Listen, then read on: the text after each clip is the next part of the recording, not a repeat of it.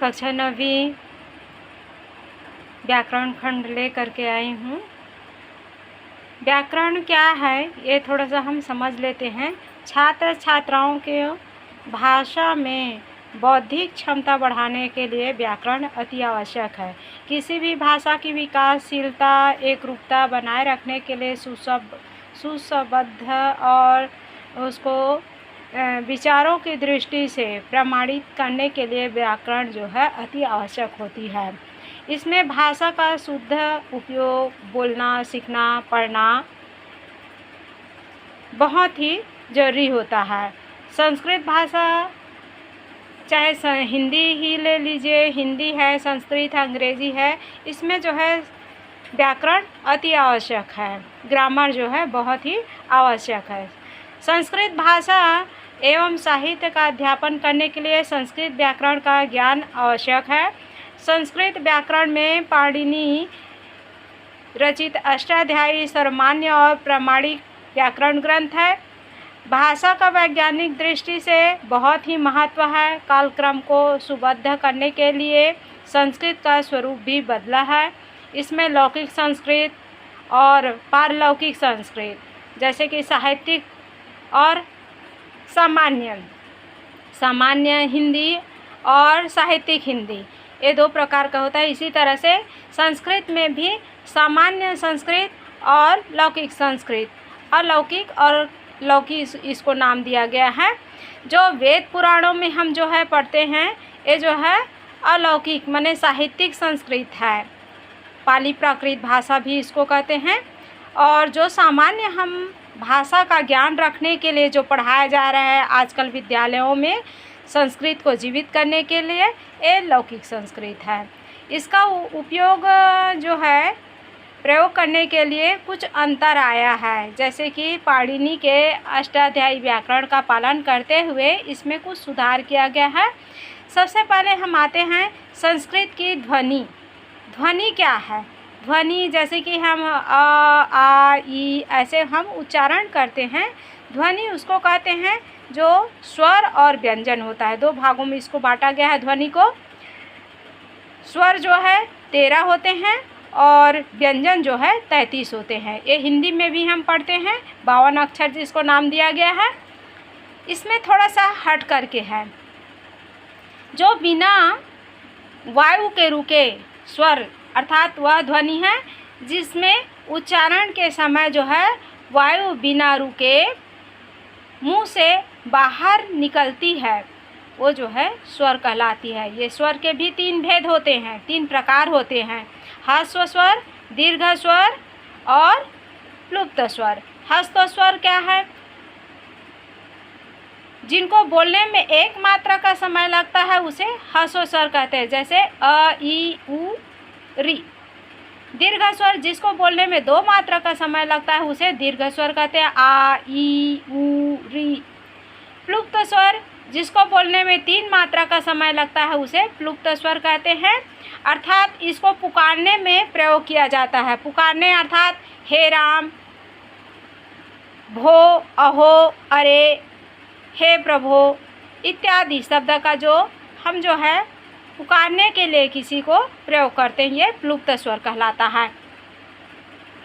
इसके अलावा हम जो है व्यंजन में आते हैं। व्यंजन के उच्चारण में वायु के मुंह से निकलने से थोड़ी रुकावट होती है अर्थात इसके लिए स्वर की सहायता लेनी पड़ती है। जैसे क ख ग घ लिखते हैं तो हम जो है क ख ग घ पूर्ण इसमें नहीं लिखते हैं, इसमें हलंत लगा करके क लिखते हैं। क हलंत और अ मिल करके जो है पूर्ण क बनता है।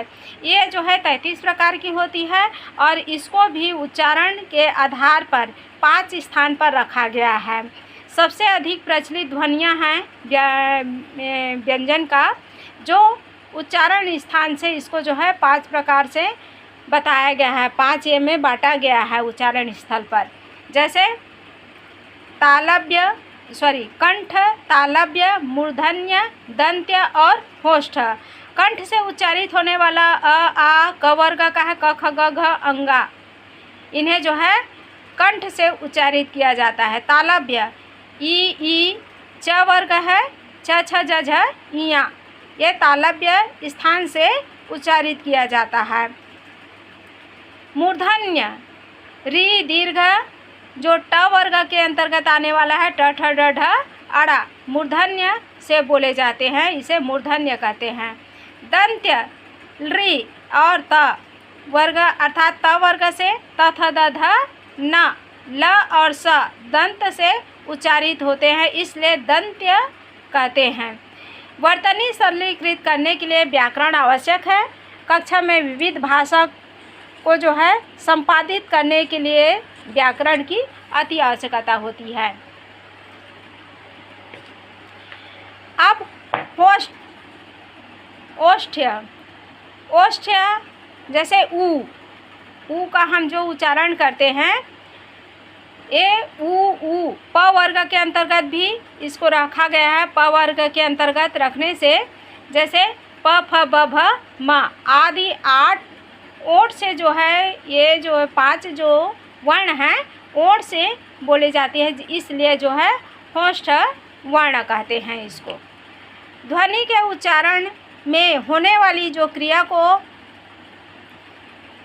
अर्थात जो हम ध्वनि के उच्चारण में जो प्रयत्न करते हैं, उच्चारण के क्रम में अंदर से निकलने वाली जो वायु है अलग अलग प्रकार से प्रयत्न से बाहर आती है। कभी हम जैसे ऊ कहते हैं तो होंठ को हमको जो है जोड़ना पड़ता है, आ कहते हैं तो मुंह को खोलना पड़ता है ना। और इस तरह से हमारे जो है ध्वनि के उच्चारण में जो हम प्रयत्न करते हैं, इसको जो है स्वरूप बदला गया है, उसके उच्चारण स्थान के आधार पर इसका स्वरूप बदला गया है। इसी में ही और आता है स्पर्श वर्ण। स्पर्श वर्ण क्या है? इसमें वांग यंत्र से जो 2 अवयवों का कहीं न कहीं स्पर्श होता है। संघर्षी वर्ण, ऊष्म वर्ण जिसको कहते हैं, ऊष्म वर्ण घर्षण जब उच्चारण हम करते हैं तो अंदर की वायु दोनों के बीच में रगड़ खा करके निकलती है, जो एक दूसरे जैसे जिह्वा और तालव्य की रगड़ से हो, या दंत और होष्ठ की रगड़ से हो, या कंठ की रगड़ से हो, ये जो है क्या कहलाती है? संघर्षी ऊष्म वर्ण कहलाती है। अंतःस्थ वर्ण, अंतःस्थ वर्ण क्या है? जो अंदर से, मुंह के अंदर से, मुंह ना पूरा बंद है और ना ही पूरा खुला है, अर्थात जो अंदर से वर्ण का उच्चारण होता है वो अंतःस्थ वर्ण कहलाता है। ये स्वर और व्यंजन के बीच के वर्ण होते हैं। नासिक, नासिक क्या? अनुनासिका, अर्थात अनुनासिका भी इसको कहते हैं, नासिक या अनुनासिका। जैसे हम वर्ण के पंचम जो वर्ण होता है, वर्ण के पंचम अर्थात म है, न है, अणा है, ये जो है वर्ण का पंचम वर्ण कहलाता है। वर्ण का वर्ग के अंतर्गत पंचम वर्ण जो होता है अनुनासिक कहलाता है। स्वर तंत्रियों के आधार पर व्यंजन को 2 भागों में बांटा गया है। स्वर तंत्र के आधार पर व्यंजन को कैसे 2 भागों में बांटा गया है? घोष वर्ण, अघोष वर्ण। घोष वर्ण क्या है? इसके उच्चारण में स्वर तंत्रियों के बहुत से पास आ जाने से वायु की जो अवरुद्धि हो जाती है, वायु रुक जाती है, जिसको अवरुद्धि कहते हैं। अवरुद्ध वायु के वेग से स्वर तंत्रियों में कंपन पैदा होता है। और वर्ण के तृतीय, चतुर्थ और पंचम वर्ण में ह घोष वर्ण है, जिसको घोष वर्ण कहते हैं। अघोष वर्ण क्या है? अघोष वर्ण इसके उच्चारण के समय स्वर तंत्रियाँ खुली रहती है और वायु बिना रुकावट के बाहर आ जाती है, अर्थात ये वर्ग के प्रथम द्वितीय वर्ण विसर्ग जो है क्या कहलाता है? अघोष वर्ण कहलाता है। क ख ग घ, इसी तरह से वर्ग के जो प्रथम द्वितीय वर्ण होते हैं वो जो है अघोष वर्ण कहलाते हैं। प्राण का अर्थ क्या है? श्वास या वायु की शक्ति। प्राण तत्व के आधार पर व्यंजन को 2 भागों में बांटा गया है, अल्प प्राण और महाप्राण। अल्प प्राण क्या है? इसके उच्चारण में वायु का कम प्रयोग होता है। ये वर्ग के प्रथम, तृतीय और पंचम वर्ण जैसे क, ग और अंगा, ये अल्प प्राण कहलाता है। महाप्राण, इसके उच्चारण में वायु का प्रयोग अधिक होता है। जैसे वर्ग के द्वितीय ख, घ, ये चतुर्थ वर्ण जो है कहलाते हैं, ये महाप्राण हैं। उपयुक्त व्यंजनों के अलावा अनुस्वार विसर्ग दो अयोग्य वाह कहलाते हैं। अयोग्य वाह क्या है? जो अनुस्वार होता है व्यंजन के अंतर्गत उपयुक्त होने वाली। इसका कारण यह है कि इनका वर्णों के भीतर उल्लेख यानी योग नहीं होने पर इनका कार्य वहन करते हैं।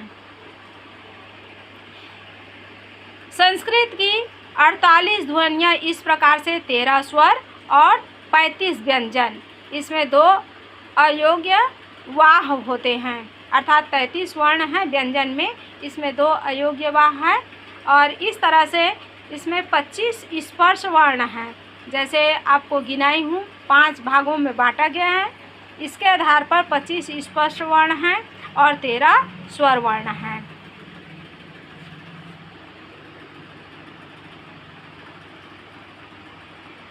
जैसे कि यहाँ पर क ख ग घ ङ ये जो है कंठ का है, और तालव्य का हमारा च छ ज झ यहाँ है। मूर्धन्य का ट ठ ड ढ अड़ा, दंत्य का त थ द ध न, ओष्ठ प फ ब भ म, अंतःस्थः 4 वर्ण हैं। य र ल व और अघोष ऊष्म वर्ण स स स। घोष ऊष्म वर्ण ह है, अघोष ऊष्म विसर्ग है। शुद्ध नासिक्य अनुस्वार हैं। इसी तरह से इसमें प्रश्न भी आता है, घोष वर्ण किसे कहते हैं?